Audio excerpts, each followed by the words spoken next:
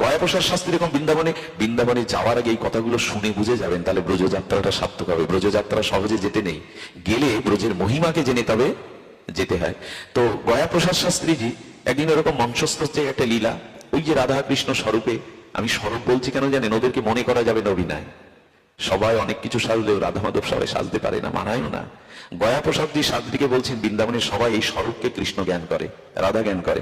উনি বললেন এটা আমার মনে ধরে না, কে সেজেছে রাধা কৃষ্ণ? এটা ব্রজের কথা বলছে, আমাদের এখানে না। ব্রজে সব সম্ভব, ওটি চিন্ময় ধাম, ও ধূলিকণা স্পর্শ হলেই ভক্তি সঞ্চারিত হয়। তো তখন কি হয়েছে, গয়াপ্রসাদ শাস্ত্রী 3 দিন ধরে ওই রাধা মাধবের লীলা দেখছেন, কিন্তু মনে বিশ্বাস আসছে না যে এরাই স্বরূপে রাধাকৃষ্ণ।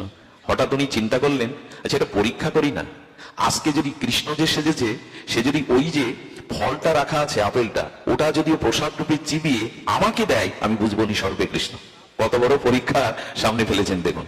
ওই দিন লীলা করতে করতে হঠাৎ দেখলেন সেই কৃষ্ণ স্বরূপ বালকার ফলটা নিলেন, চর্বিত করে দৌড়ে গয়াপ্রসাদ শাস্ত্রীর কাছে একটু হা করো না, তাড়াতাড়ি হা করো, গালে দিয়ে দিলেন। যেই দিয়ে দিলেন, প্রেমে মূর্ছিত হয়ে 3 দিন মোচ্ছা ছিল না, 3 দিন। এরপর থেকে কেঁদে কেঁদে বলেছিলেন, বিশ্বাস আসেনি আমার, বড় ভুল করেছি।